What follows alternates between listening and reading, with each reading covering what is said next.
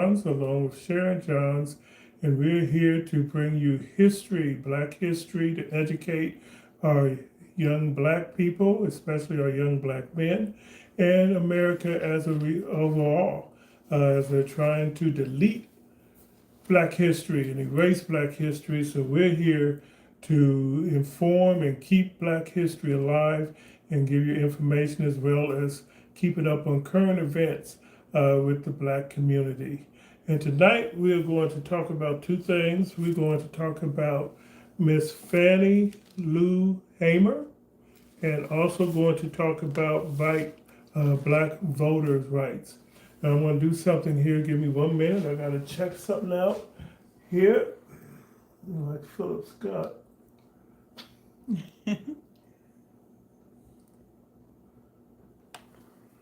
Okay.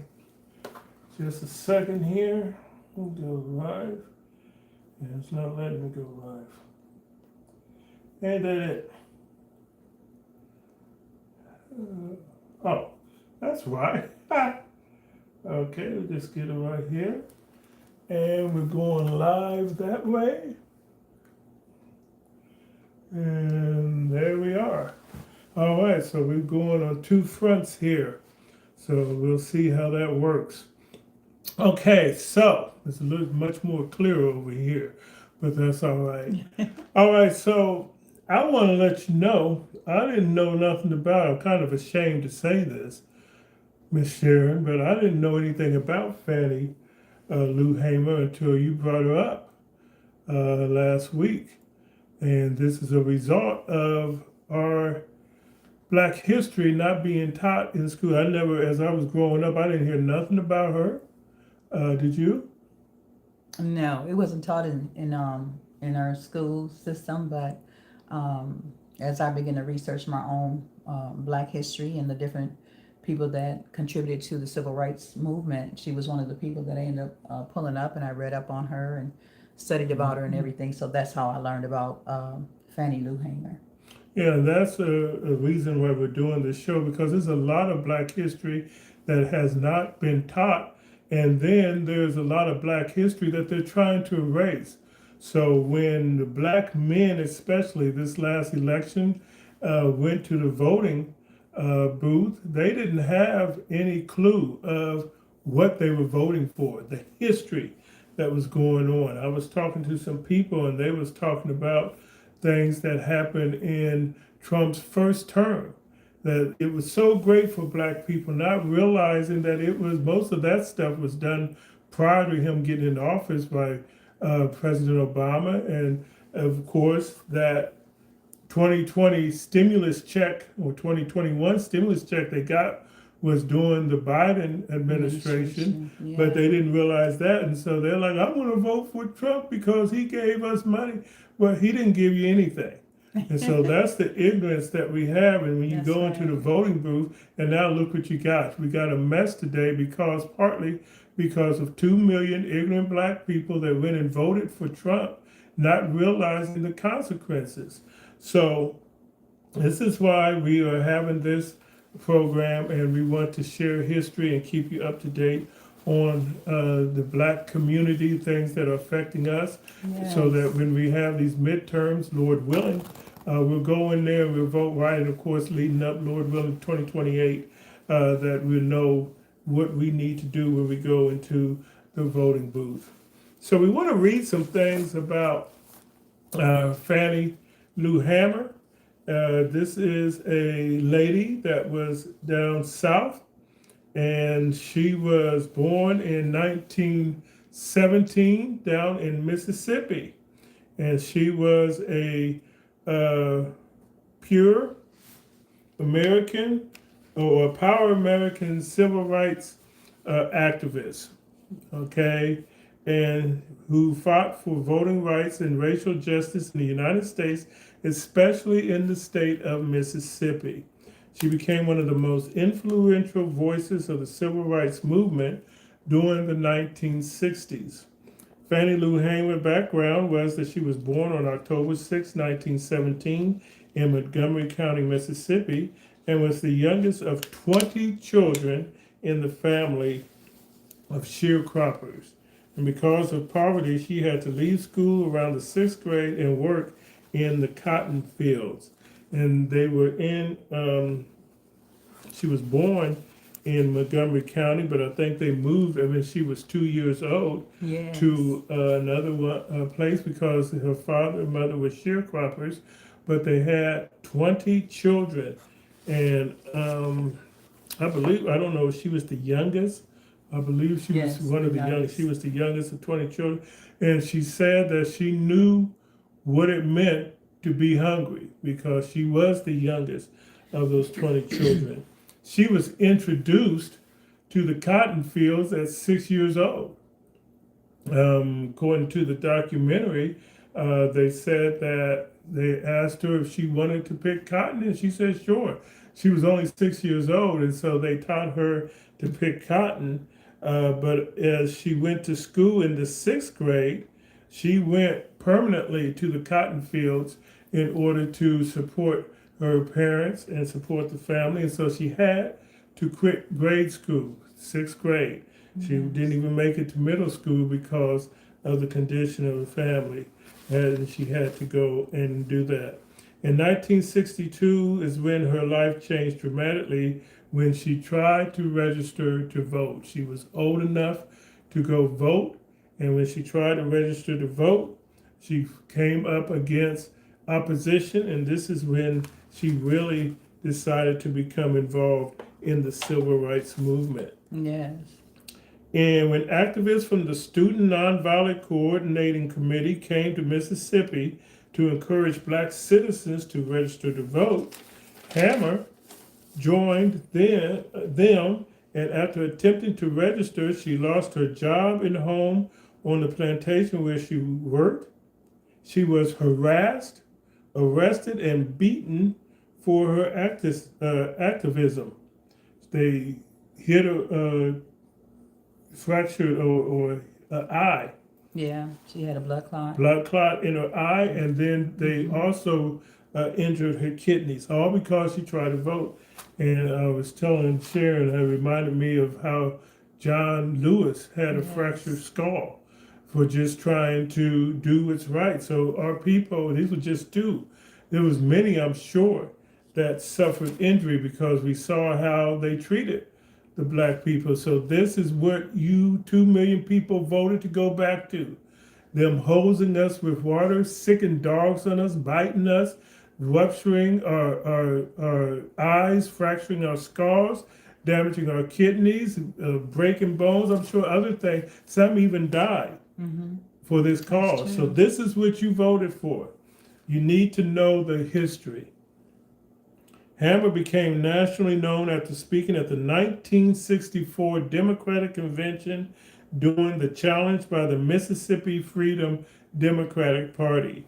In her speech, she described the violence black people face when trying to vote and asked a powerful question: is this America, the land of the free and the home of the brave?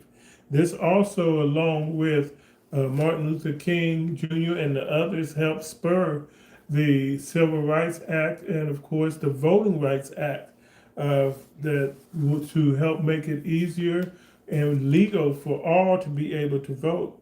Her testimony shocked many Americans and brought national attention to voter suppression in the South. And this is why they don't want you to know the history today. A lot of people didn't know what was going on down there until she said it. A lot of people didn't know about Emmett Till, and that's why his mother said, have the casket open and let the people see what's really going on. Yes. This is why Martin Luther King Jr. and the others, activists, was happy that the protests, the way they were mistreated, was filmed on TV so it could get the national attention. Yes. Because a lot of people either didn't know or didn't care.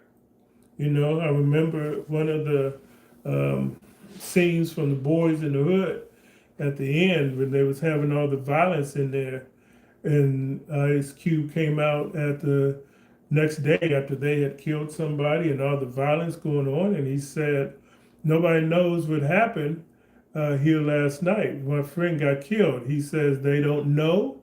He said they don't show, or they just don't care That's right. what That's happens in the right. hood. And that's the way it Yes. is now. They don't Mm-hmm. know, or they don't show, or they just don't care Mm-hmm. because they want to keep it, because they want to keep the white supremacy going. They want to keep the top 1% protected. So they don't want to tell you about the truth of America, the truth of their history. And they don't want to show you the accomplishments of the black people that came before us. And the truth of the matter is, the America was built by black people, Yes. and they don't want to admit that. So, in her speech, she described the violence that black people uh, faced while trying to vote, and they were shocked by it. And her most famous quote was, "I'm sick and tired of being sick and tired." And this quote captured the frustration and determination of black Americans fighting for equality. Mm-hmm. So I'm going to give you a chance to chime in on this, Ms. Shero. First, I want to say hi to everybody, and we welcome you, and thanks for joining in with us. We have Sawyer Rollins. Hi, Sawyer Rollins. We have Arbor Bracani. So we just want to welcome everybody and say hi to you, first of all. And a lot of the things that you already touched on about Fannie Lou Hammer, very interesting lady.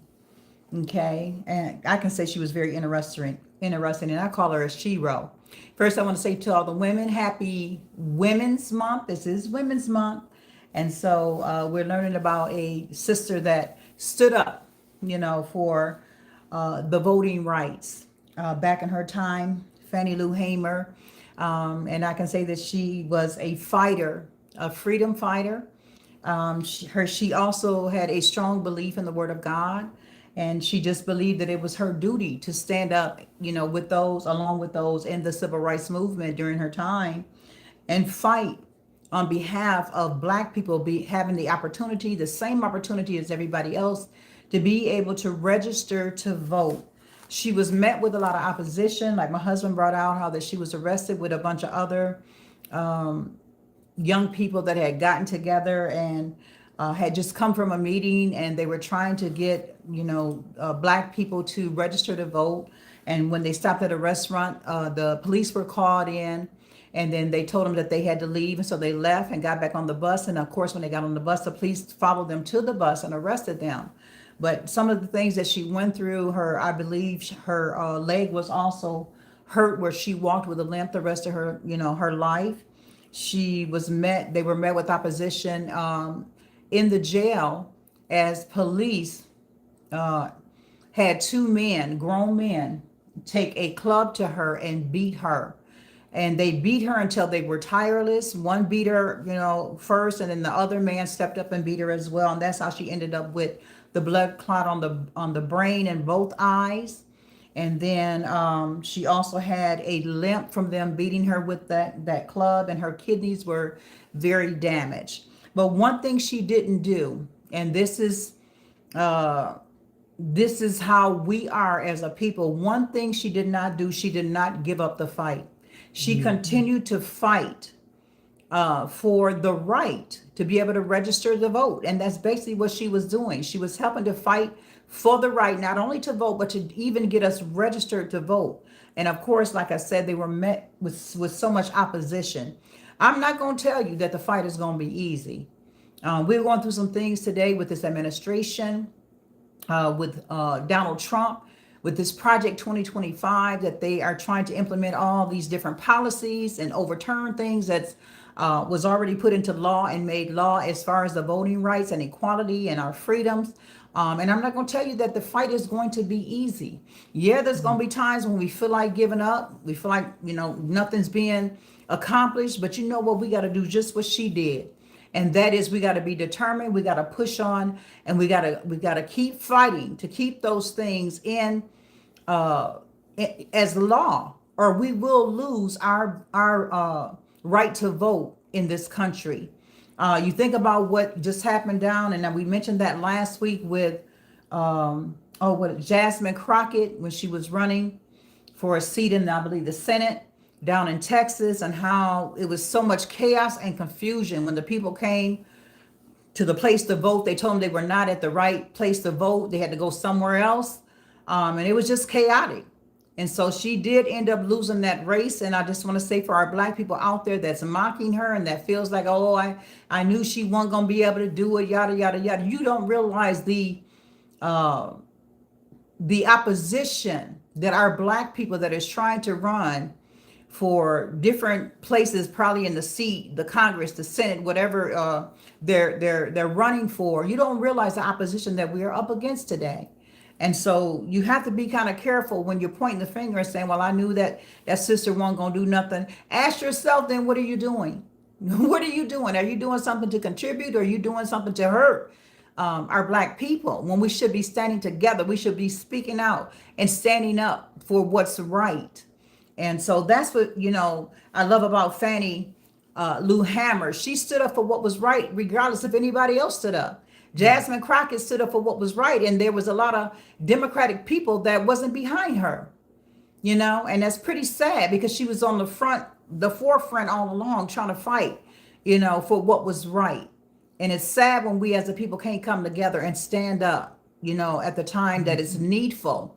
And this is the time that we need to stand together. We need to speak out. We need to stand up, because things are not things, but the people that are in office and the people that are over Trump and pushing the Project 2025 is trying to take us back, to this time that they were beaten, that they were disrespected, that they were arrested for no reason.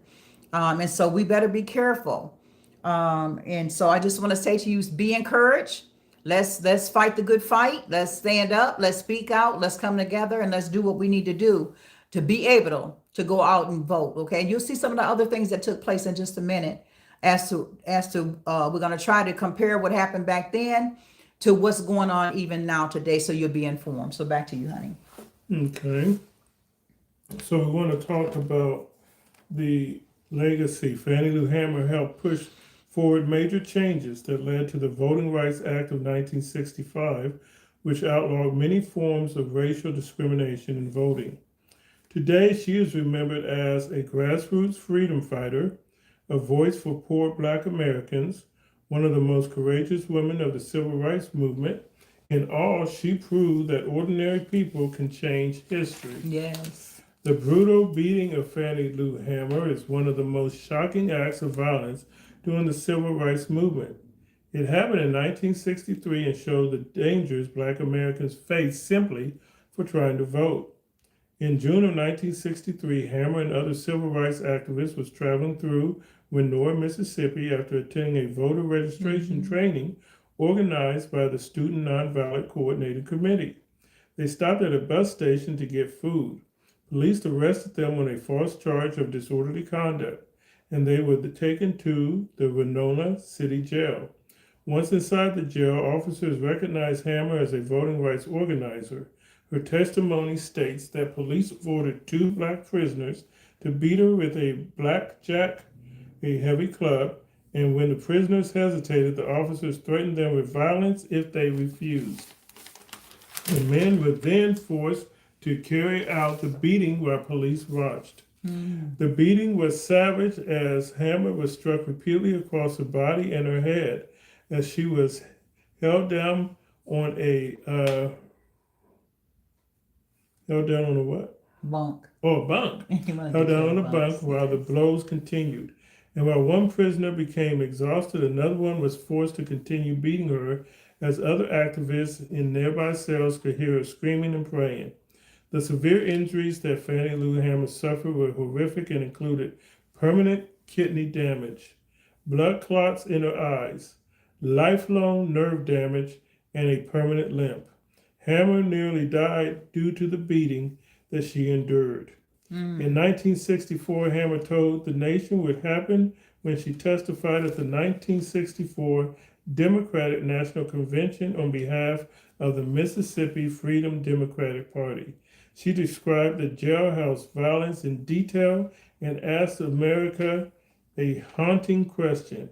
All of this is on account that we want to register to become first-class citizens. Yeah. Is this America? The beating of Fannie Lou Hamer revealed the violent reality of voter suppression in the South. Her courage helped build momentum that led to the Voting Rights Act of 1965, which protected the voting rights of Black Americans. Despite what she endured, Hamer kept organizing voters and fighting for justice. She later said something that showed her faith and strength. You can pray until you faint, but unless you get up Yes. and try to do something, God is not going to put it in your lap. In her 1964 speech, Fannie Hayes, her speech of the Civil Rights Movement at the Democratic Convention in Atlantic City, on behalf of the Mississippi Freedom Democratic Party, a group formed to challenge the all-white Mississippi delegation that excluded Black voters, not only shocked millions, but it exposed what had been taking place in the South in Mississippi, and how Black citizens were routinely blocked from registering to vote, harassed and fired from their jobs, and arrested or violently attacked simply for going to register to vote. Hamer not only told but exposed the truth of what was really happening to Blacks in the South. Hamer had spoken plainly and truthfully about racial violence. She represented Black poor sharecroppers, not political elites, and millions saw her courage on live television. President Lyndon B. Johnson was worried about how powerful her words were and tried to interrupt the broadcast with a press conference.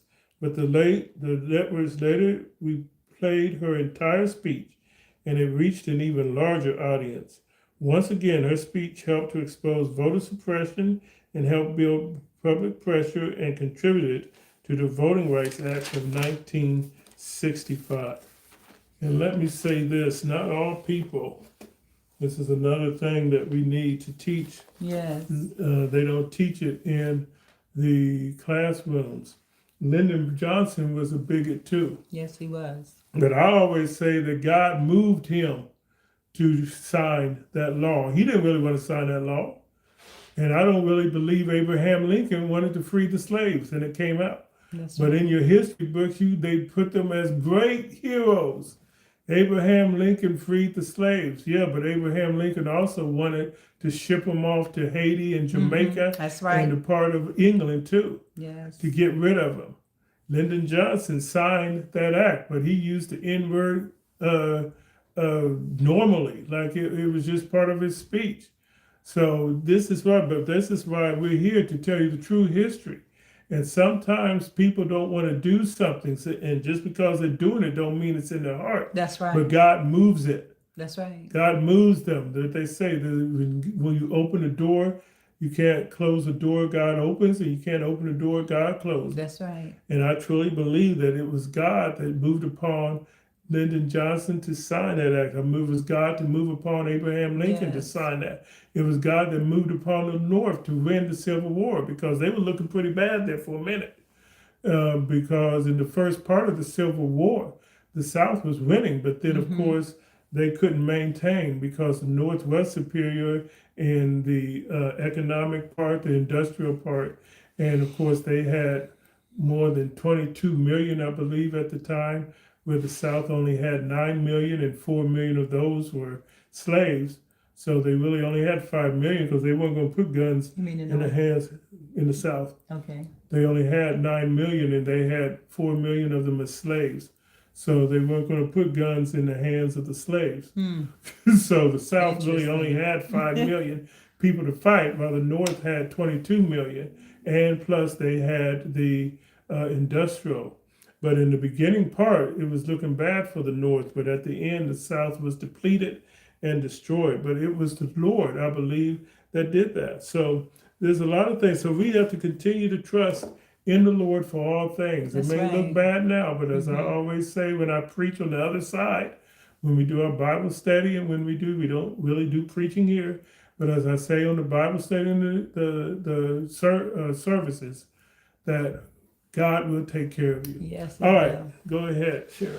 I like everything you already brought out there, and I do like the fact that, in spite of what Fannie Lou Hammer had to face, and the beatings that she took while in jail, I like the fact that she was able to go before the Democratic Party or Democratic convention, and she was able to stand up and tell the truth about everything that was going on. Because, like my husband brought out earlier, a lot of people didn't know that these things were happening in the South, or maybe some knew, or quite a few knew, and kind of just, gave it a blind eye.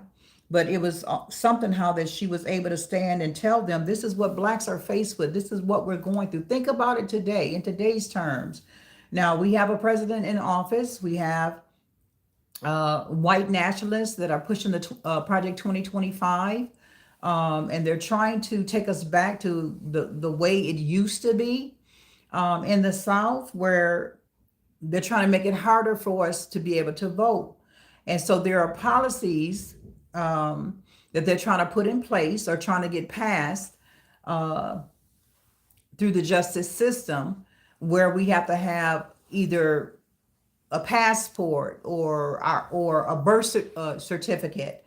We got to show proof of our birth citizenship, that we're United States citizens. And then there's other things that they're doing. They've been doing the gerrymandering that they call it, where they're moving the lines as far as, them trying to have more Republicans in office than they have Democrats. It's so many things that's going on, and it's really not good for African American people. It's not good for, I'll say, marginalized people, because you have the black and the brown people, you have the Puerto Ricans, you have the Latinos, you have different people from different countries that are still here because they did not deport everybody. Some of those people are citizens of the United States, and so this is what we're up against now. And that is the fact that they're trying to change policies. Trump is trying to help them get these policies pushed forth, so that he don't ever have to get out of office. In other words, we don't ever have to have another election. The time is now for us to really stand up, speak out, call our representatives, and do what we need to do as a people. I'm not just saying black people, but as a people of the United States of America. If we don't want to lose our democracy and our freedoms, our civil rights that our ancestors fought so hard for, many of them died for. A lot of them are leaving the scene. We just had Reverend Jesse Jackson that passed. A couple of years ago, we had John Lewis that passed. And so different ones are passing off the scene. We still have Al Green that was still fighting for democracy and for our civil liberties in the White House today. But we, as another generation, we got to come on, y'all. This is the time to stand up. This is the time to speak out. This is the time to pick up your phone and call your representatives. This is the time to get to the voting booths. Another thing that I saw, I believe it was on a YouTube channel, if I'm not wrong, where it was talking about how that these people are so desperate to keep their king in office that they're willing to go to the polls and wreak havoc upon people that want to come out and vote. It basically upon if you're Democrat or whatever, pretty much the color of your skin. Hello, somebody. They wanna try to give you a hard time. And so when we go to the voting booths, we need to be wise, okay? And I said it before and I'll say it again, that we need to start the preparation now. That when it's time to go vote for the November elections, and when it's time to vote again for a president in this United States of America, that we need to make sure that we're getting busloads of people together to go together.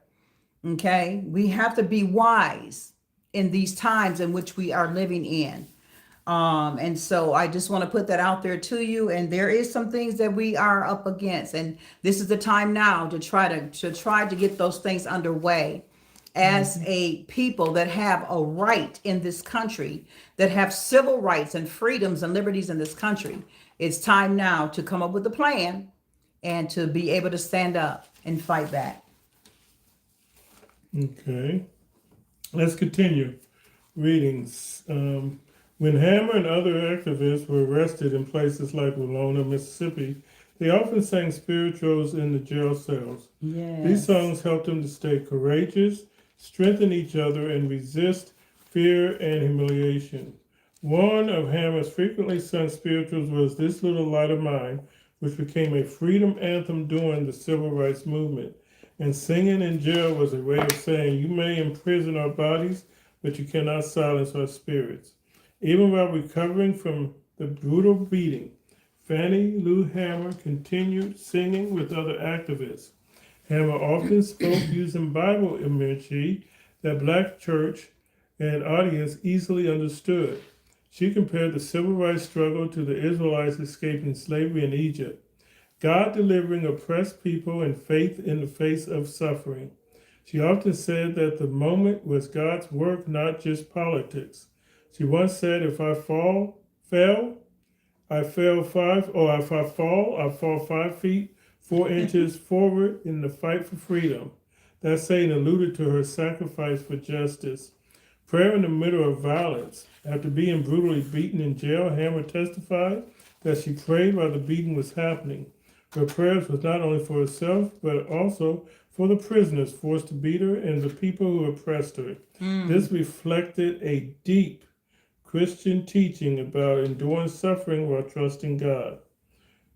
Hammer helped lead many civil rights meetings organized by the Student Nonviolent Coordinating Committee. These gatherings often looked like black church services, which included prayer, testimony, gospel singing, biblical preaching. Fannie Lou Hammer's voice made her known for leading songs that lifted people's spirit before protests or voter registration drives. Hammer believed her activism was part of God's calling.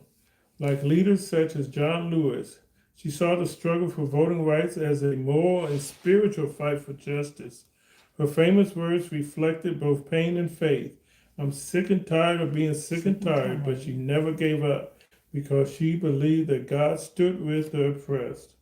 Many historians say that without spiritual songs, prayer, and biblical language, the civil rights movement would not have had the same strength. The black church gave activists like Hammer the spiritual power to face jail, beatings, and even death. Fannie Lou Hammer's full speech at the 1964 Democratic National Convention in Atlantic City, as she represented the Mississippi Freedom and Democratic Party. Yes. Okay, go ahead, Shero. I think you touched on a lot of touched on a lot of things that I already had brought out. And so just encouraged by her tenacity and encouraged by her determination to see things through. And that's how we have to be too. We have to be determined. We can't give up in the face of fear or in the face of opposition or in the face of threats or whatever it might be. We have to see it through. We have to see the vision through, no matter what it takes. Okay. I love the fact too that it brought out about how that her foundation was her church upbringing, her spiritual upbringing in the Lord. And that's what a lot of us have to realize and know that when we're fighting in this fight, as long as we got God on our side, and it says it in the Word of God, and I don't want to use too much preaching in this, but it is tied in with our civil rights leaders as well, and it should be tied in with us because a lot of us were brought up in the church. A lot of us were taught the way of the Lord, and so we must realize that the joy of the Lord, it is our strength. Okay, we would not be able. A lot of our civil rights leaders and the ones that stood up and fought, Rosa Parks, and we could talk about a lot of them. Fannie Lou Hammer and Dr. Martin Luther King and John Lewis and all the rest of them that fought. They could not have done it without God on their side. And there's no way that we can get the victory, amen, except we have the Lord on our side. And when we have God, amen, like it says in Romans, it said, if God be for us, who then can be against us? Amen. God is more for us there's more with us than it is with them. And so we have to stand up and we have to speak out and we have to do what's right, knowing that God's got us. He's got us, y'all. We ain't got nothing to fear. We don't have to cower.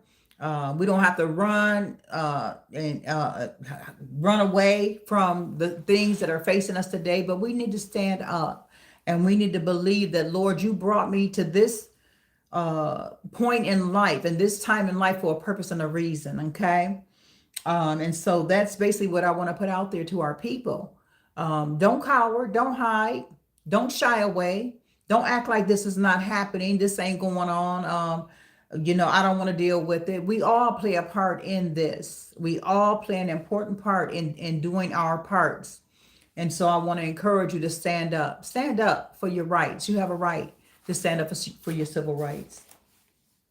And so we invite you to go on the internet and pull up Fannie Lou Hamer's speech at the 1964 Democratic Convention.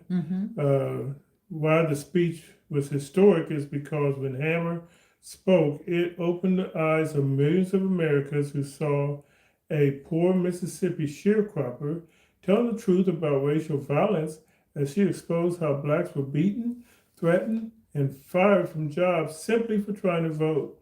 This speech helped to build a momentum that led to the Voting Rights Act of 1965, which outlawed the many forms of racial discrimination in voting. So that's our report on Fannie Lou Hamer. And this leads us into a question: are voting rights for blacks under a tact today with the Project 2025 mandate under the Trump administration? So this is a major political debate in the U.S. right now, and people strongly disagree about it. As some groups say voting rights, especially for the black voters, are under threat, while supporters of the policy say they're protecting the election's integrity. Well, there was okay. See? There was, because they try to use the fact that the 2020 election was rigged. The 2020 election was not rigged. That's right.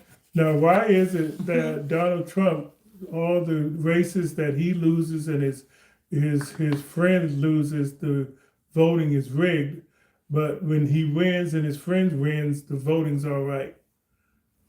Think about that. I want to add to that, if that's okay with you.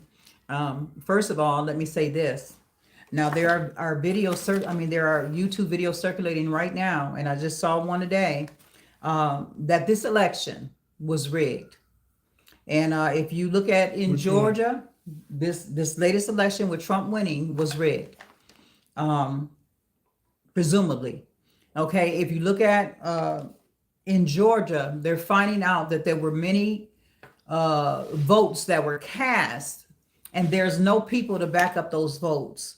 In Michigan, they found out the same thing, that there were many votes that were cast in Michigan, and there is no person, okay, that cast those votes. So they are finding out that this past election, allegedly was rigged. And so the truth is coming out. Got no guts to go and investigate it. Yeah, the truth is coming out. So, and see, that's the kind of God we serve. God don't like ugly, and he ain't too fond of pretty either.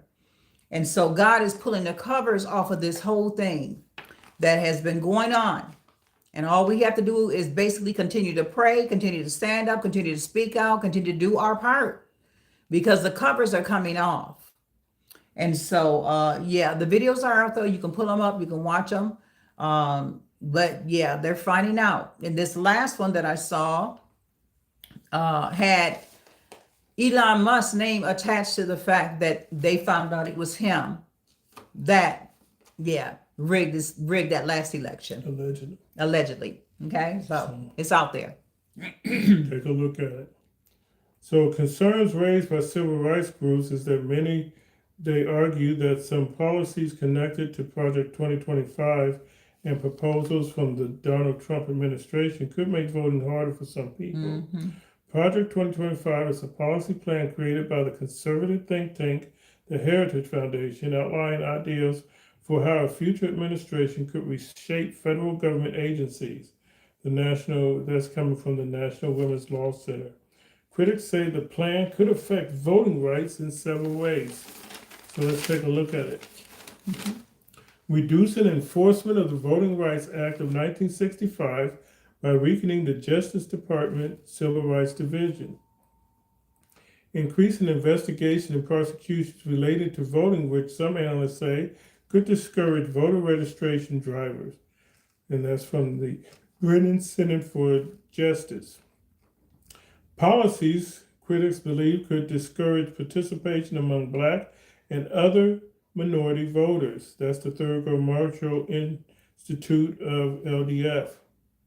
Civil rights groups argue that the historic ally marginalization communities could be affected the most. New voting policy proposals. There are also current proposals and executive actions related to the voting rules. Some proposals being discussed include requiring proof of U.S. citizenship, like a passport or a birth certificate, when registering to vote. That's from the Washington Post. Stricter voter ID requirements, The Guardian. Limits on mail-in voting or stricter deadlines for politics. That's Politico. Or for ballots. I'm sorry, that's from Politico. A shift in the Justice Department's focus toward investigating voter fraud rather than enforcing discrimination protection. That's AP News. Critics say that these policies could make it harder for millions of people to vote if they lack required documents. That's the Washington Post. Supporters' argument. Supporters of these policies include many conservative lawmakers say the goal is to protect elections from fraud and strengthen confidence in the voting system. They argue that citizenship verification ensures only eligible citizens vote. Stronger ID rules improve election security. And also that political federal oversight changes could reduce political bias in election enforcement. Supporters generally frame these changes as election security measures, not voting suppression. So why is Black voting rights a part of the debate? Black voting rights are often part of this discussion because of history. The Voting Rights Act of 1965, which activists like Fannie Lou Hamer helped inspire, was created to stop practices such as literacy tests, poll taxes, intimidation at polling places. Because of that history, many civil rights groups closely monitor new voting laws to see whether they could disproportionately affect minority communities. So in summary, some civil rights groups say policies tied to the Project 2025 and new voting rules could weaken protections and reduce access to voting. Supporters of those policies say they are necessary to prevent fraud and ensure election integrity. The issue is currently being debated in courts, Congress, and public policy discussions. So, translated, the Republicans want to keep Black people from voting because they know that they'll lose the midterms. And they still might lose it because God still is in control. That's right. Share. I just wanted to bring out too, if you listen when you were reading that, you can see how they're trying to change the wording. Oh, this is to protect. This is to make sure that there's no fraud. But then when it comes to them, their party, okay, where the fraud is coming in at, allegedly, and where the dirt is coming in at through that party, allegedly. And I'm not Democratic or Republican. I'm an independent thinker. And I hope all of you are independent thinkers as well. Because we have an election coming up. The primaries coming up in November, and another election isn't right. Primaries could do. I'm sorry. Primaries are throughout the main election. So what is the one in November? That's the main election. The midterm. Okay, the midterms. I'm sorry. The midterm elections are coming up in November, and so we need to be informed. And like I said before, we can all go and pull up the different ones that are running in the midterms and learn about them, see what their stance is, and then vote accordingly. Okay, we don't tell you who to vote for, Republican or Democrat, but we want you to be informed. Don't go to the polls and you haven't did your research. Research each and every candidate that you're voting for, whether they're locally, whether they're federally, or whatever. Research them, see what they stand for. Okay. All right. So the three things that we took away from today from Fannie Lou Hamer and from the civil rights movement and for the voting cause that she stood for and stood with the civil rights movement is believe in the cause for the right to vote and have confidence in God and yourself concerning your purpose, your divine purpose. God put you here for a purpose and a reason, okay? So that's number one. Number two, you want to make up in your mind that no matter the opposition, that the right to vote is worth fighting for. Our civil liberties and our right to vote is worth fighting for. You got to make that up in your mind, no matter what the opposition is that comes up against us. And number three, determination. Keep with the vision until you see change. Do not give up. Fannie Lou Hamer kept with the vision. John Lewis kept with the vision. Dr. Martin Luther King kept with the vision. Rosa Parks, not going to the back of the bus, she kept with the vision, okay? Even though there was opposition, even though they were arrested, even though they were beat, even though the dogs were released, even though they put the hoses on them, they stuck to the vision until change came, okay? And then so our quote of the day from Fannie Lou Hamer in the 1960s, nobody's free until everybody's free. Nobody's free until everybody's free. And that's what we have for today. Okay, so we hope that you enjoyed the show. Make sure that you hit that like and subscribe button. And we will be back next week with some more history and more current event information. So we'll just go from there. We ask that you keep everyone, pray for one another, and keep us in the prayers. Okay? Don't forget on Facebook, go over to Facebook on Sunday morning at 11:30 for On Fire for our Sunday morning worship service. Yes. At True Apostolic Holiness Church, and then On Fire for Jesus on Tuesday night for our Bible study. And then we'll be right back here next Thursday for Will and Share in the Face of Truth. So we say thank you for joining us tonight. Until next time, y'all have a good evening and God bless. Thank you for coming, everybody.